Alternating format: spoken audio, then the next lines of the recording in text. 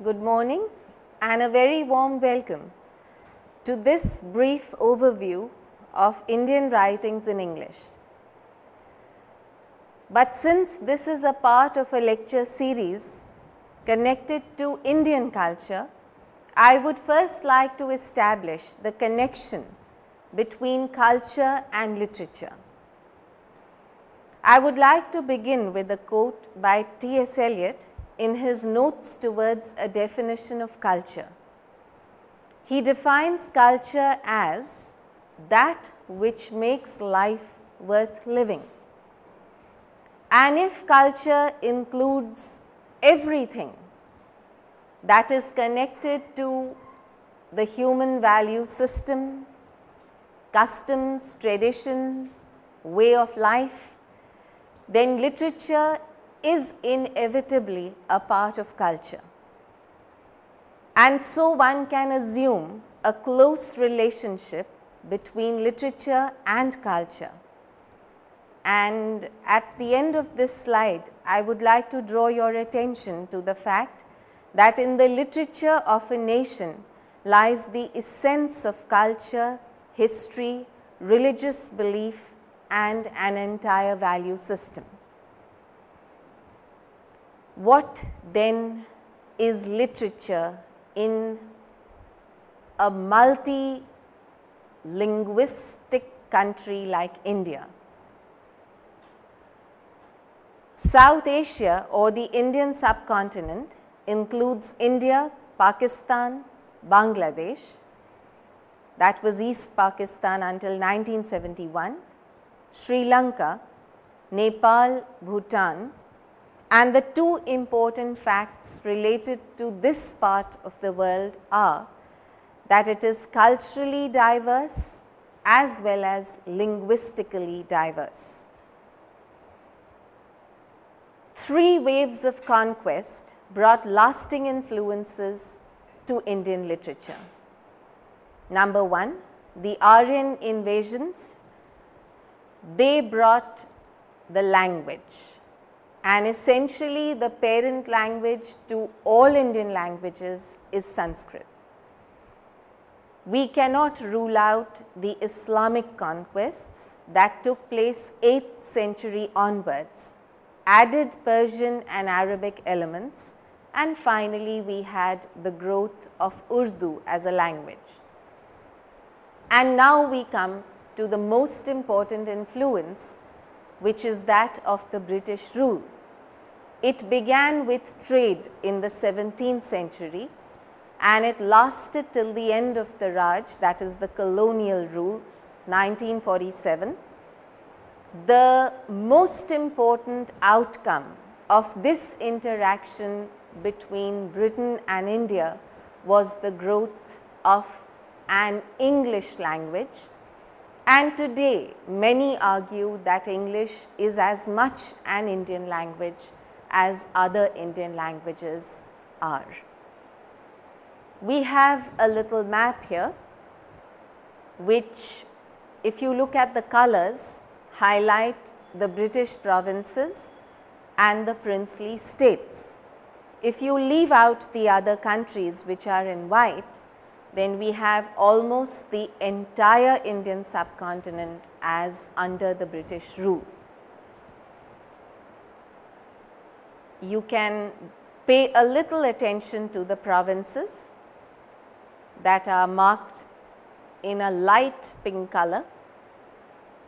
There are some places which are highlighted in red dots, and these are places visited by Rudyard Kipling.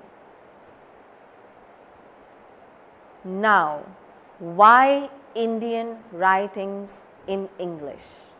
Could we not have had some other name for a branch of literature that is written by Indian people but in the English language?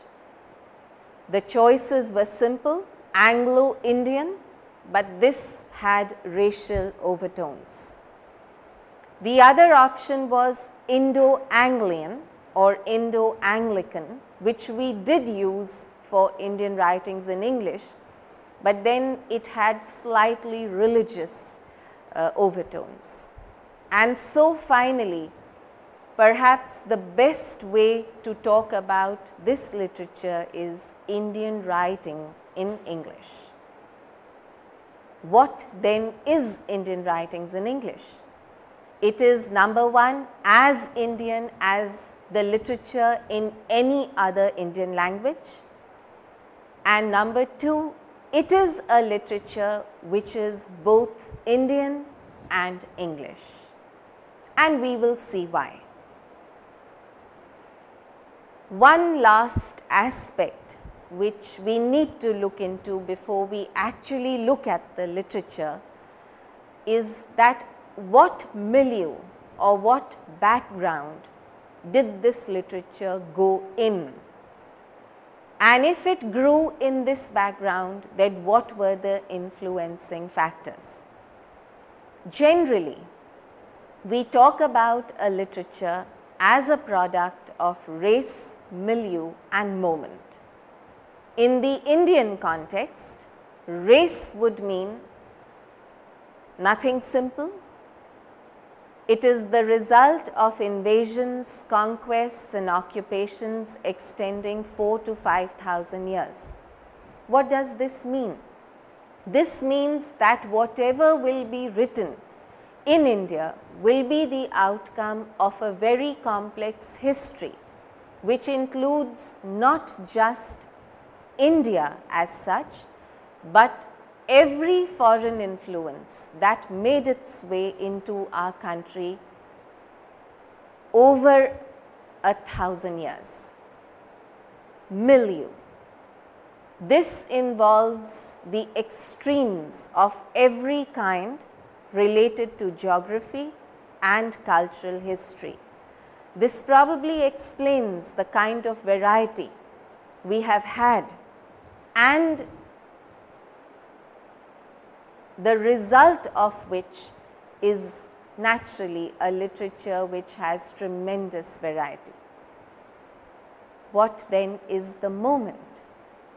The moment is the exact meeting point between the West and the East. And perhaps if the British had not come here at all, we wouldn't have had the kind of literature in English we have today. There is a little note on this slide to which I would like to draw your attention, and that is that when we talk about the East-West encounter, it is not necessarily British, but includes influences from France, influences which are Portuguese, Dutch. In fact, every kind of merchant, missionary, administrator, adventurer who came to India in those years. A brief look into the history of this period would help. It would help us in what way? In this way that we would know something about how the English language became a part of Indian culture and why. Why did the British leave us a legacy of the English language which is now a part of our lives in a way that is quite different from the way English is used in other countries that were not colonial or that do not have a colonial history? The first important date is 1772. This is the year when the East India Company took over the administration of the British colony of India. 1781 is the date that Warren Hastings, the then Viceroy, established the Calcutta Madrasa. 1784 is the year that Sir William Jones established the Royal Asiatic Society of Bengal. Now, Sir William Jones is somewhat an important name. Sir William Jones was actually a jurist employed as a judge. He landed in Calcutta and it was soon discovered that he had a very special talent. He was a linguist and had a good knowledge of a number of languages like Spanish, Portuguese, Dutch, English of course, Persian, Arabic, and so when he came to India, it was thought proper that his linguistic skills should be made use of to establish better relations with the Indian people. As a result, he was sent to Benares, brought in contact with people there. He acquired a very good knowledge of Sanskrit, and to William Jones we must give the credit for the first translations that took place of Sanskrit literature into English. It is he who made Kalidasa's Abhigyan Shakuntalam available to the Germans. That is how Goethe read this wonderful play and was so deeply impressed by it. Sir Thomas Munro in 1873 remarked, "If civilization were ever to become an article of trade between the two countries, that is India and England, England would greatly benefit from the import cargo." So it didn't take very long for some of the British intellectuals to realize that there was much in India to take as much to give. Another important date is 1780, when the Hickey's Bengal Gazette was started, and it was India's first English newspaper. We come to something significant now, and that is the establishment of private schools, which made possible or which made available an English education in places like Madras, Bombay and Calcutta. 1817 is the date for the establishment of the Hindu College by Raja Ram Mohan Roy at Calcutta. It is this institute that became the Presidency College in 1855, and this today is one of the premier institutions in India. What did all this result in? It resulted in the realization that there is need for a Western education in India, and so demands to establish institutions that could impart Western education were made, and in 1835 Lord William Bentinck resolved that the great object of the British government ought to be the promotion of European literature and science among the natives of India, and all funds appropriated for the purpose of education would be best employed on English education alone. This is why I have gone over a brief history of some important events related to the British rule in India. What I have simply tried to establish here is the coming of Western education and the fact that the English language came to India to stay. The results were introduction of a Western culture, the growth of a new awareness, a quickening of the intellectual and critical impulse, reawakening of the Indian spirit, and contact between modern science and the civilization of the West.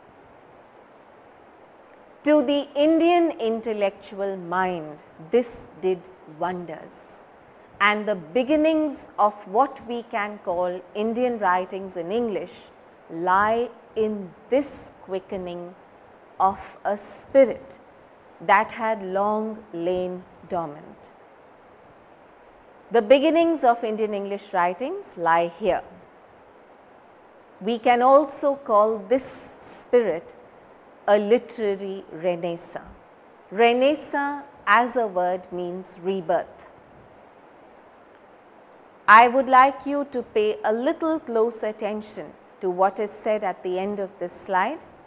Many of those who wrote in their native languages were well versed in English and so translated their own works in English. And so we have a number of early writers who wrote not just in their own native languages, but in English as well. Either they did that or they translated their own works from the native language into English. Who are the early writers? The Renaissance in Indian literature then begins with number 1, Raja Ram Mohan Roy, a very familiar name to all of us. We have read about him, known of him, talked about him very proudly for the social reforms that he brought into our society. He also established the Brahmo Samaj. To him we must give the credit for being able to integrate tradition with modernity. But we are more interested in Raja Ram Mohan Roy for what he did to Indian writings in English, and his greatest contribution was to English prose. Here we have a little picture of this great reformer. To this pre-Macaulay period also belong Henry Derozio, Kashi Prasad Ghosh, and Michael Madhusudan Dutt. Henry Derozio is also a well-known name. His poems are read even today. His works are marked by a romantic feeling coupled with a deep love for nature. The nature of his works is lyric poetry and also sonnets. He is also known for a novel called The Fakir of Jangira, which is a very graphic description of life, society in the pre-independence era. The second name on our list, Kashi Prasad Ghosh, is known for his poems. The Shire and Other Poems is the title of his collection, published 1830. He was also editor of the English weekly, The Hindu Intelligence. His works are somewhat imitative, his poetry is somewhat imitative, but it is also original in many ways. The fact that it tends to moralize, make use of conventional descriptions is very natural if we look at the time during which he was writing. Michael Madhusudan Dutt is an important name. His name can be explained by the fact that he was a Hindu convert to Christianity. His works show a variety. He wrote prose, poetry, drama, is the writer of a great epic, the Meghnad Badha. He also wrote a long narrative poem, Captive Lady. As is the case with most of these early writers, the impact of the English Romantics is there. And so naturally that love for nature, a sense of emotion, imagination, love for the simplicities of life can be seen in their works. The other names we can quickly look through are Keshab Chandra Sen, Dayanand Saraswati, the person who established the Arya Samaj in 1875, Ramakrishna Paramhans coupled with his pupil Vivekanand. And one other important event here is the publication of the Prabuddha Bharat, an English journal. We cannot pass through this period without mentioning two young girls, sisters, who together produced a volume of poetry that is remembered even today as beautiful, simple, musical, lyrical, and a major contribution to early English poetry. The title of their work is A Sheaf Gleaned in French Fields.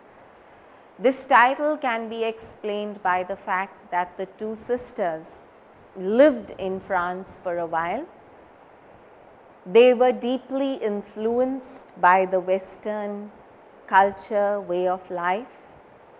Their English education explains why they chose to write in English.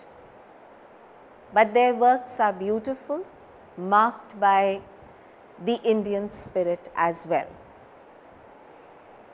A Sheaf Gleaned in French Fields is a collection of about 165 pieces of poetry, 8 of which were composed by Aru, which naturally tells us that it is Toru Dutt who was the more prolific writer of the two. Ancient Ballads and Legends of Hindustan was published after Toru Dutt's death, 1882, and she is also very famous for her shorter lyrics, and I thought it would be informative for you to know some of her important poems, at least their titles. Our Cats Were in a Tree, which is a very sweet poem about her childhood, and it includes memories of their youth in Calcutta, Bengal, and it recreates very effectively the atmosphere of the past. There is a sense of nostalgia, an emotion of loss that the poem creates. The Tree of Life, the Lotus. Toru Dutt had a cousin. Their grandfathers were brothers. Romesh Chandra Dutt is the name of her cousin brother, who was also a poet and writer. His novels that are known well are The Lake of Palms, The Slave Girl of Agra. He also wrote histories, as in A History of Civilization in Ancient India and something called Later Hindu Civilization. During this period were also made translations of the Ramayana, Mahabharata, that is by Romesh Chandra Dutt, selections from the Rig Veda, the Upanishads, Buddhist literature, Kalidasa's long narrative poem Kumara Sambhav, and these were compiled as Lays of Ancient India, published 1894. His works are marked by the use of quatrains and couplets, clear condensed images and descriptions, scenes of sublime beauty. After this brief look into early poetry, we must stop at a very big name. He was known as Gurudev Rabindranath Tagore. Why and how he became the versatile writer that he was is to do with the close association of his family with the time and people like Ram Mohan Roy and the turbulent period in Indian history during which he lived. It's interesting that he chose to write in both languages, Bengali and English, and his Bengali works were translated into English by him. He did it himself, and when he did it, it was not just a translation, but a transcreation. He often chose to change the originals, and so we have very beautiful plays, poems. Here we have his picture, and here we have a list of everything that he was: a poet, a dramatist, an actor, a producer, a musician, painter, an educationist, philosopher, a novelist, and a short story writer. I don't think anything is left. He was influenced by the English Romantic poets, and by the time he was 50, he was the national poet of Bengal. His important works, we must touch on some titles: Our Gitanjali, The Crescent Moon, The Gardener, The Post Office, The Fugitive and Other Poems, Chitra, Sacrifice, The Home and the World, The Wreck, and a very famous novel called Gora. He was famous because of the way he wrote and spoke. He covered almost every aspect of Indian life in his prose writings. The Gitanjali is his most famous collection of poems, for which he won the Nobel Prize in Literature.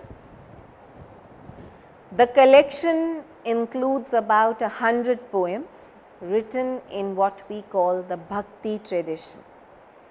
That means they are not just poems, but they are like prayers, musical, filled with fine imagery, frequent use of conceits and metaphors. And Tagore's theme actually that runs through the entire book is a prayer for his country's freedom. Sri Aurobindo is a name that goes with Tagore. He is an equally outstanding figure. To him, we must give the credit for being the propounder of the notion of internal yoga. He was the writer of a famous collection, Life Divine,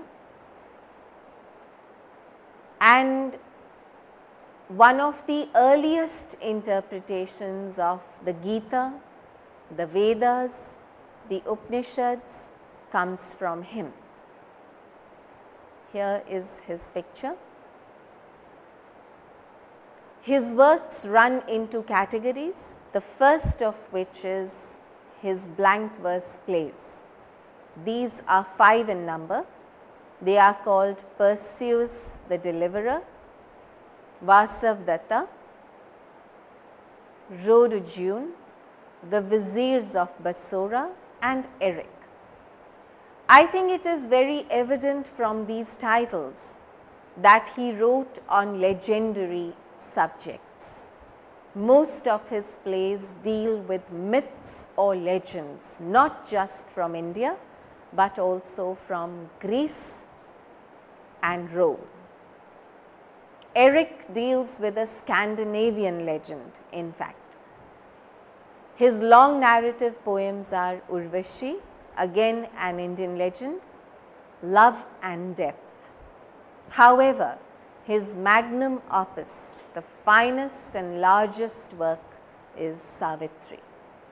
Savitri is a very long, complex epic poem that outwardly deals with the legend of Savitri and Satyavan, but actually uses it only as a symbol for talking about the more complex relationship between human evolution, divinity, the human soul and the divine soul, and it traces somewhat the entire evolution of life, the separation of the human soul from the divine center and the need, the yearning for the reunion.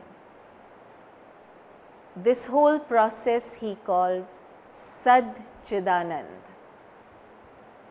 And so it is a more complex question of existence that Savitri deals with inwardly.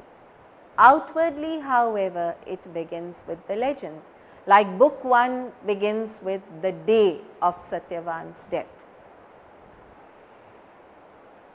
On August 15th, 1914, Sri Aurobindo launched Arya. It was supposed to be a monthly philosophical journal related to the subject that interested him the most, which is life and philosophy.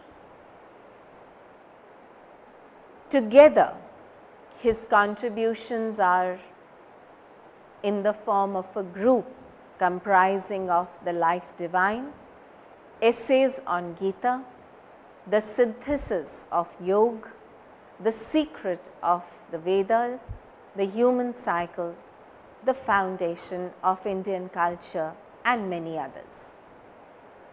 His works show wonderful use of blank verse, sensuous and beautiful imagery, creative verse translations from Bengali and Sanskrit, wide lyric range, use of imagination, suffusion of the philosophical and the mystical, and metaphysical speculations. Our interest in Aurobindo Ghosh would lie not only for the fact that he is one of our greatest philosophers, but also what he did for the Indian English writings as such. Sarojini Naidu is the next name we have to stop at. She is a famous poetess whose poems are read even today for their beauty, simplicity, and reflection of Indian life.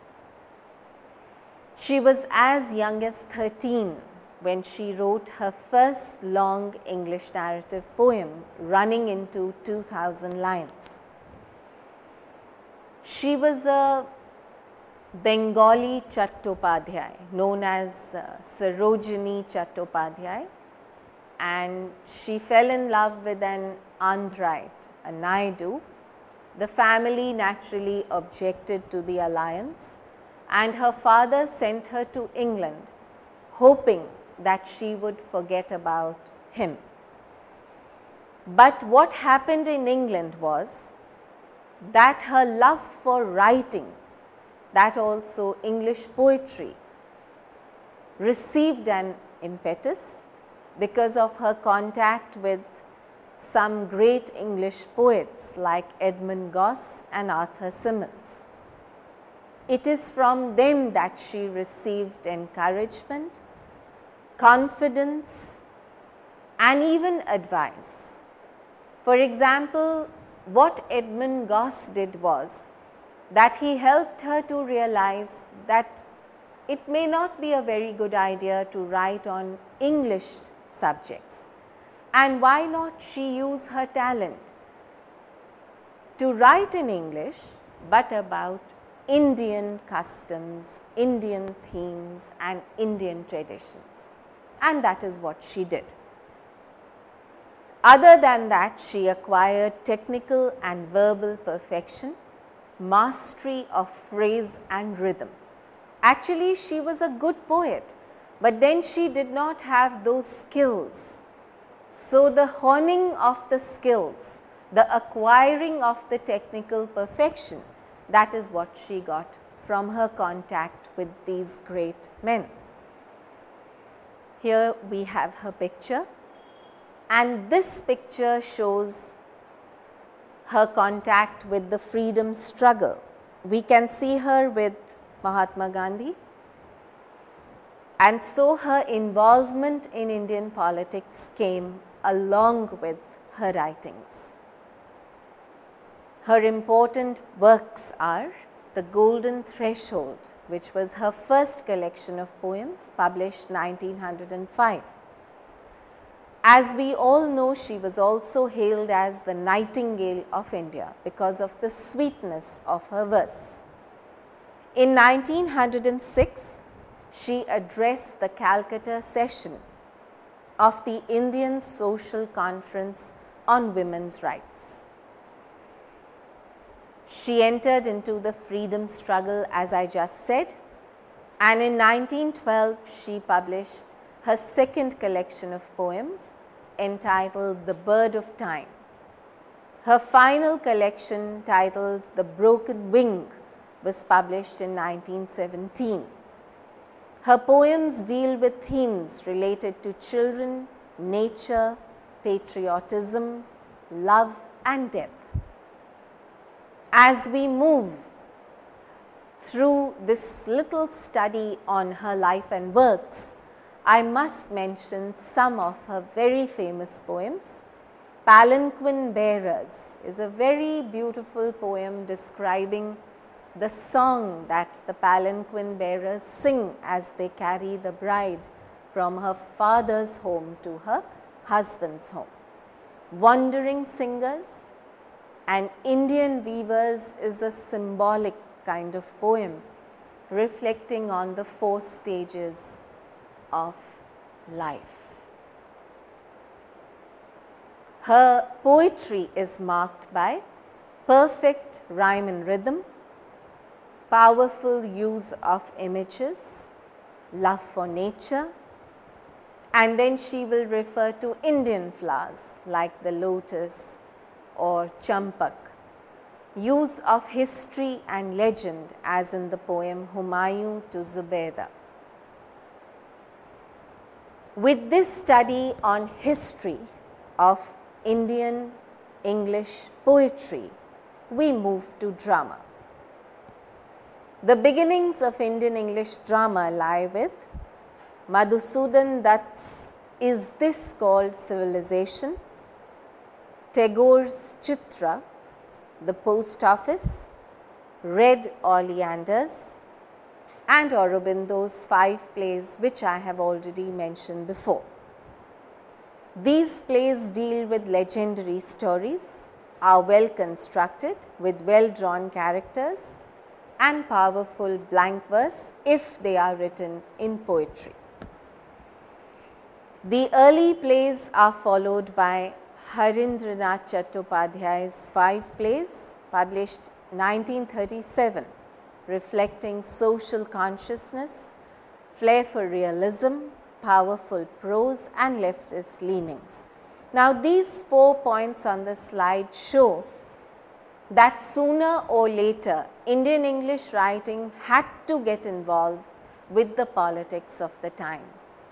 And so we have a number of works belonging to this period that deal with issues. Now, what kind of issues? Mainly political and social issues, because these were turbulent times for India. And how could an intellectual and a writer not be involved with the major developments taking place on the political scene as well as the social upheavals? T.P. Kailasam is another early dramatist. His important plays are The Burden, The Fulfillment, Karn. These plays reflect legendary themes once again, but then these legends are not there for their own sake. They are made to connect with the life and times during which the dramatist is writing. Some of his plays deal with characters from Indian legend like Karn, Draupadi, Krishna, Eklavya, Kunti and Bharat. His works are marked by superb self-expression, which means that he is not merely imitating. There is a need to reflect his own writing skill as well as the tradition of India in his works. G. V. Desani is another early dramatist whose most important play is Hali, published 1950. It is a symbolic poetic play. Asif Karim Bhoi is the third important name we must stop at. His important plays are The Tourist, Mecca, The Clock, The Doll Drummers, The Dumb Dancer. His works are marked by powerful dialogue, deep sense of setting, atmosphere, and use of Vedic and Upanishad lore, as in plays like Om, which is a philosophic play dealing with the theme of birth, death and rebirth. Lakhan Dev's The Tiger Claw, 1967, deals with the theme of the controversial murder of Afzal Khan by Shivaji. Pratap Sharma's A Touch of Brightness, Nissim Ezekiel's Nalini, and The Sleepwalkers, Guru Charan Das's Laran Sahib reflect the following themes and features: realism, use of comedy, tragicomedy, farce and history. What then is the result of the effort of all these writers? The result is that Indian English drama evolved as a genre of its own. Today, it has seen great progress through the works of two important dramatists, Girish Karnad and Mahesh Dattani. I would like to mention something here. As such, drama in Indian English writings could not have evolved very easily. The reason is that drama is a genre that inevitably requires a close communion between the audience and the play. Dramas are meant to be staged and they will not connect with an audience unless there is something in them to attract the viewers. Therefore, drama in India has been more successful in the regional languages. And so, in Indian English writings, drama has progressed slowly, but today it has a force to reckon with. Girish Karnad's important plays are Tughlaq, Yayati and Hayvardan.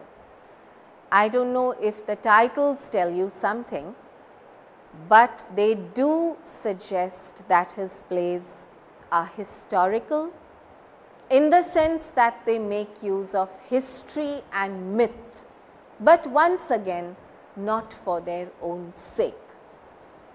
If Karnad writes a play like Tughlaq, he is using the character and times of Tughlaq to comment on the India of today. Hayvardan is once again very mythical, as is Yayati.